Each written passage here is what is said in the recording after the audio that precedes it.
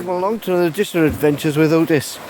This morning we're in Pontypool, overlooking the Afon Fluid, and we're going to head over towards Pontypool Leisure Centre and Pontypool Park itself. Come on, Otis.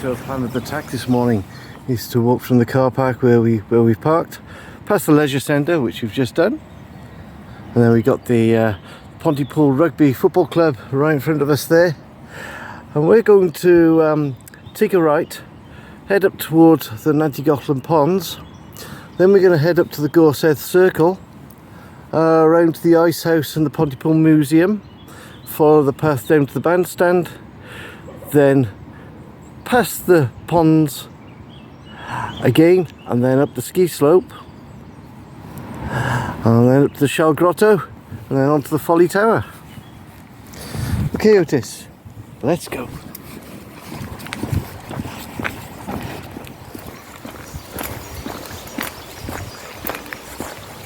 And I think we're on the right path here. We've got the Nantygochlan Ponds and also the ski slope, so we're heading the right way, Otis.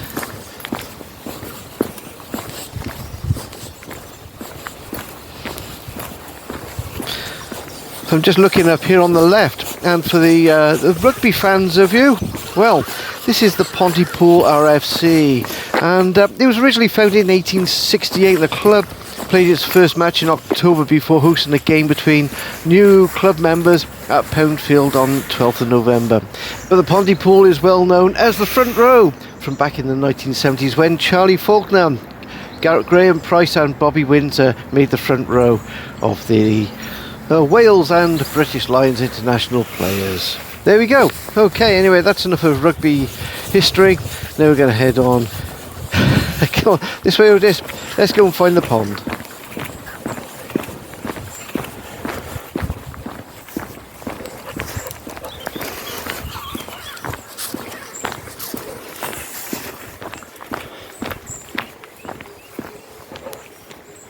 And here we are at the Nantygochlan Ponds, which were originally large mill ponds and the power source for the forge further down the stream. The stream used to flow into the pond at the top edge and exit at the bottom edge.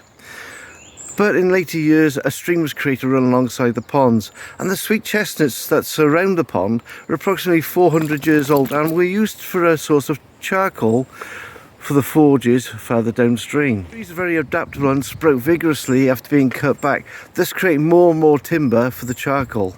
During the 1920s, Johnny Wisemuller, the original Tarzan, used the ponds for a swimming event, and in later years it was reputed that the ponds were used for the local water polo team. The ponds were redesigned in the 1990s, and the two ponds were created in the intention of being used as model boating lakes. Unfortunately, the ponds now leak, hence the problems are associated with a lack of water and the difficulty with the sediment in the base. There we go. Well, our aim today is to go up alongside the ski slope, past the Shell Grotto and up to the Folly Tower. But I just noticed the Gorsedd Stone Circle, so it might be nice to take a little walk around there as well, maybe have a look at the bandstand and then continue our way up to the Shell Grotto. Stones are there. We'll just take a little look around the lake, or the pond. It's full of ducks. You leave them alone, Otis. This way. Good boy. Walk ahead. Keep going and keep an eye on you. Well, keeping you on your lead today until we're right up near the Folly anyway, and out to the park. Only because I don't really know the park very well. So this is obviously the top end of the pond, where the inlet was. As you can see, all the chestnut trees that are surrounding the place. Not just chestnut trees, there are lots of other trees as well. You've got oak and sycamore, but primarily they were using the chestnut for the charcoal. Otis, come on, good boy.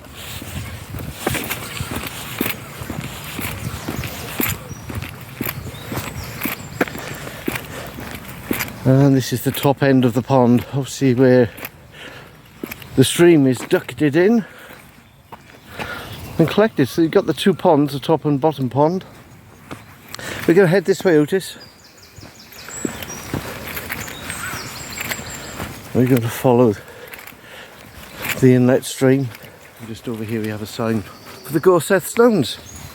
Okay, Otis, up we go. I think there's going to be a lot of uphill walking today. That only means one thing. Lots of downhill walking afterwards to get back to the car. We parked up in the Pontypool Leisure Centre, so at the entrance of the park grounds, which is very handy. It's a lovely park, very different to other parks. We've got Beechwood Park and Bellevue Park, which are very sort of ornate. This one is more of an open, rugged style park, which goes on for miles and miles and miles. Oh, and you certainly get your fitness steps in here, that's for sure. There we go. That's the end of the steps. Oh. Okay, Otis. Am I going to make it to the rest of the walk? Feeling tired already. And up on the right, I see what we're looking for. The Gorsedd Stones. There they are.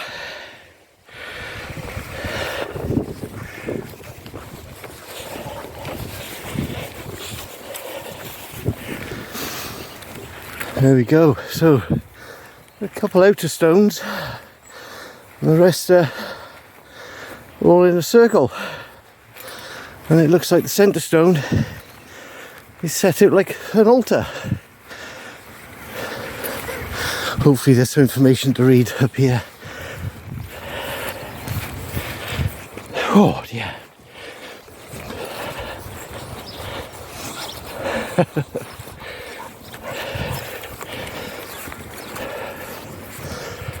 Okay, this way, Otis.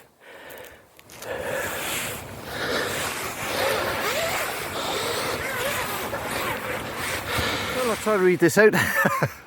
The Gorsedd Stone was erected in 1923, prior to the National Eisteddfod held in the park in 1924. The Eisteddfod is a celebration of Welsh literature, art and music, and is rooted by the old barbaric tradition. During the ceremony, the band is appointed and prizes are given for outstanding contributions to the Welsh culture. The stone circle is known as the Circle of Refuge, and the circles themselves, or rather the stones themselves, are called the Sacred Stones of Testimony. The centre stone is known as the Stone of Presidency, or the Altar of Gorsedd, or even the Perfection Stone. The layout of these stones in the circle is specified with a set of rules governing the ceremony, and the number of bards are appointed throughout the celebration by each bard, which has a distinctive colour suitable to its own order. For example, the poet will wear a robe of sky blue and a druid's robe will be white. Over each robe, which signifies growth and increase of learning and science, is green. In addition, there are various other regalia, including swords and standards, which are part of the overall ceremony. Okie dokie. There we go. One last look at the stones of Gorsedd. Okay, over at the very top entrance of Pontypool Park. I was going to check on the map, but unfortunately it's a bit on the faded side. So we're going to head down the path this way.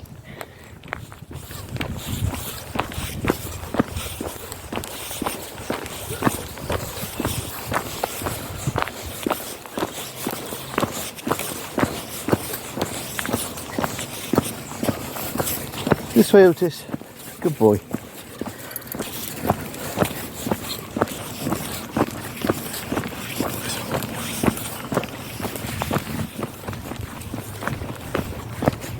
Well, I think this is leading us down to the museum, actually. It is. Okay, let's have a look up here first, Otis.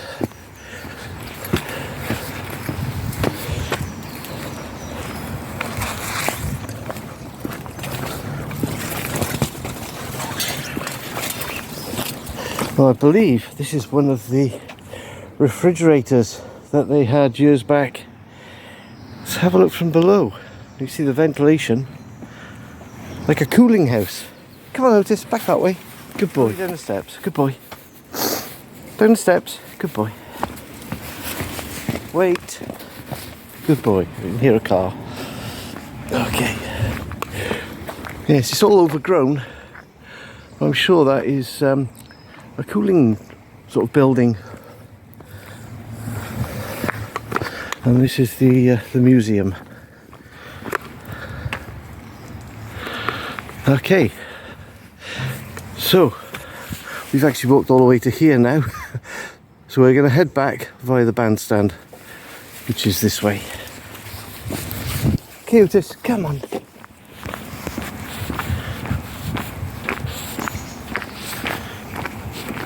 So this is the way to the Italian gardens. And there's a very ornate statue there in the middle of this little duck pond, aka Tesco shopping trolley, I believe. Come on, Otis, this way. And up ahead of us we have the bandstand. Now this was built in memory of Sidney Tudor Roderick, and it was opened officially on the 30th of July 1931. And this was opened by Arthur James, who's the honorary local fuel overseer of Pontypool. Okay, so Sidney Tudor Roderick, he was a composer, conductor and an organiser here in Pontypool. This way, Otis. Good boy. Pontypool Ski Centre. Wow, I thought it was out of use. It still looks all intact. Okay.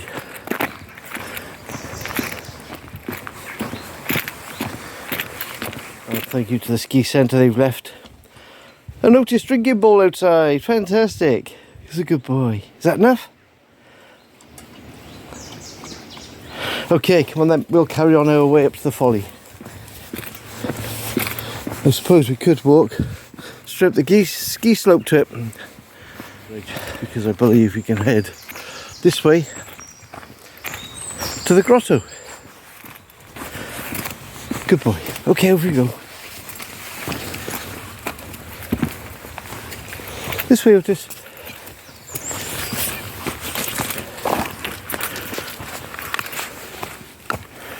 I think it's straight up here, Otis. There you go.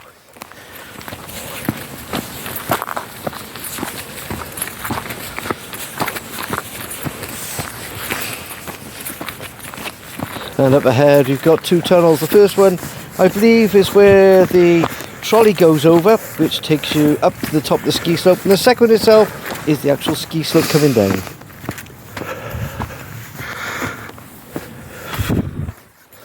Hi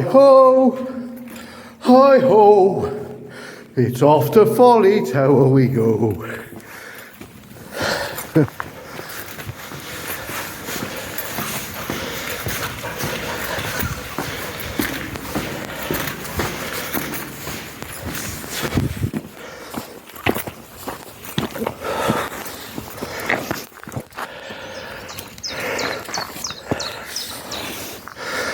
Okay, up the steps, Otis.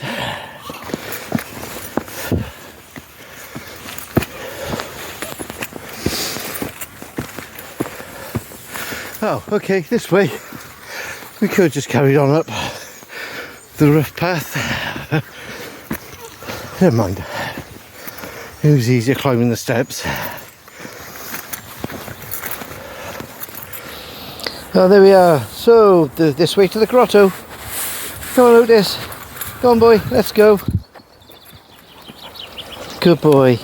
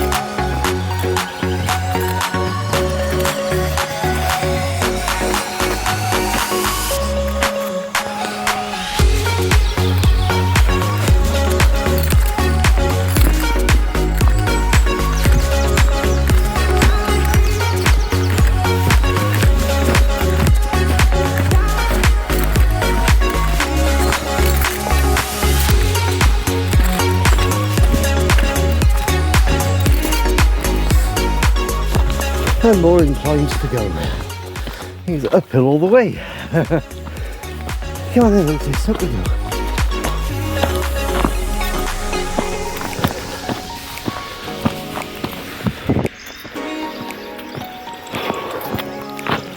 And this hill is very, very steep. It's not for the faint-hearted. Gee whiz. There's some amazing views at the top though. Come on, Otis, come on. Let's head on upwards. Oh, yeah. We're getting there. Wow. Look at the views. And here we are at the Shell Grotto. A little bit puffed out, but see if I can do this. The Shell Grotto was originally constructed around 1794, and although many improvements were made by Molly, the wife of Capel Hanbury Lee, in about 1830, Molly was credited with the interior design and is known that she subscribed to the publication Follies and Grottos. The Shell Grotto is circular and is much larger inside than the outer would have us believe. A bit of a TARDIS. Built of rough stone conical tiled roof, the ceiling is vaulted and supported by 6 pillars decorated by stones and shells. The floor is reputed to be made from deer bones, but on closer inspection reveals a variety of backbones and teeth from other animals. Alright, so you're walking on dead animals. And the grotto fell into disrepair during the last 30 years and was painstakingly restored in 1996 with a refunding from Cardiff and the European aid. Unfortunately it's closed today, but I'll find some photographs and see if I can insert them about now.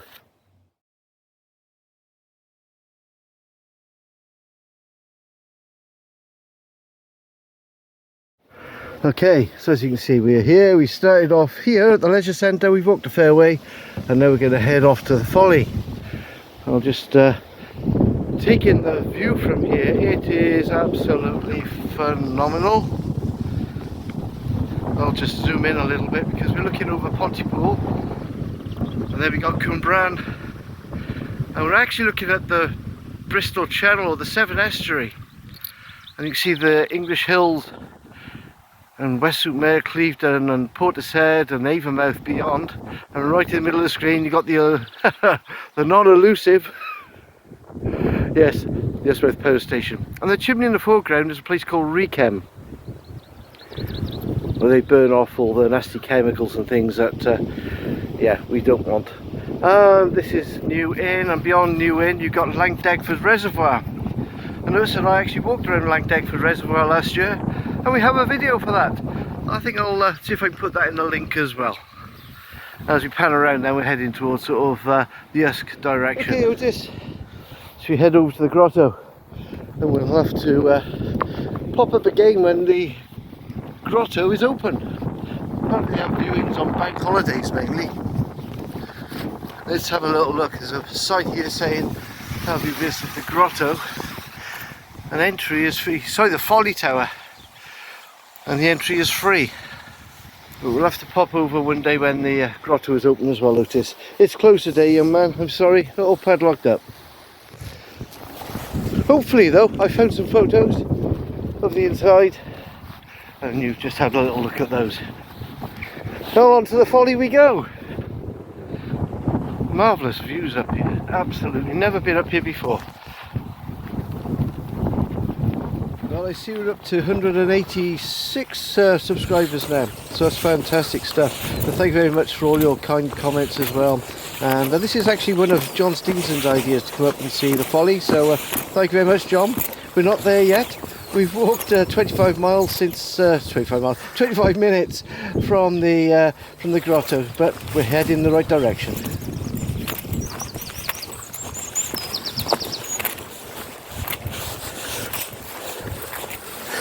I think it's this way, Otis.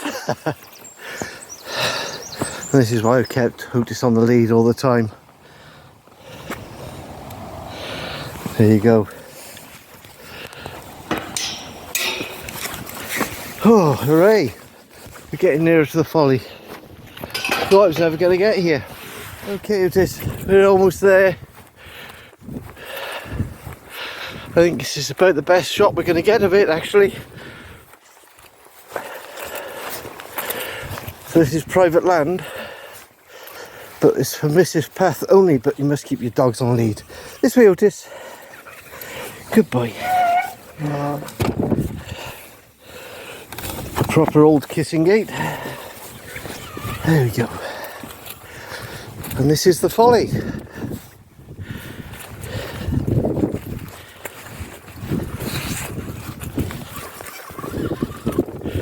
And this is a memorial to the Royal Air Force Association.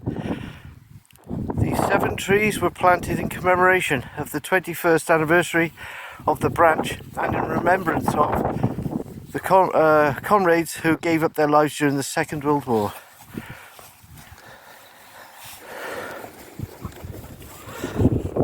I'm not sure where the 7 trees are.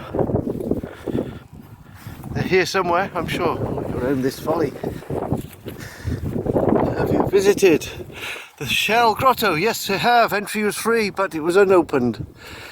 So this 230-year-old tower, rebuilt after wartime destruction, was then opened on the 22nd of July 1994 by His Royal Highness the Prince of Wales. And I believe I've seen some footage of that on YouTube somewhere. In the distance, roughly where that transmitter aerial is for the cell phones, is where the Shell Grotto is. And in the background there you can make out Newport and Cwmbran. It's very windy trying to hold the camera here. Very misty and hazy at the moment. We're now looking at New Inn. And if I pan to the left a bit more eastwards, you've got the Llangdegford Reservoir.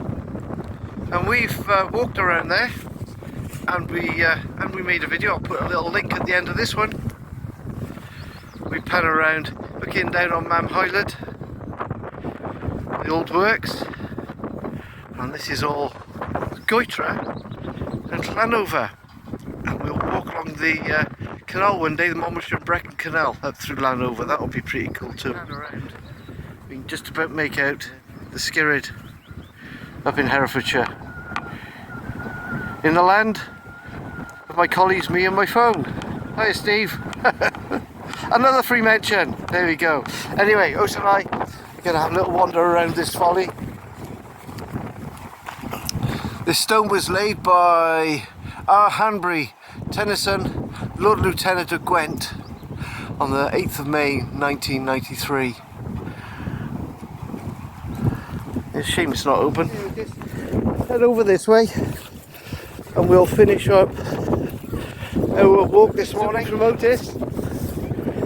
Till next time, please click the like, please subscribe,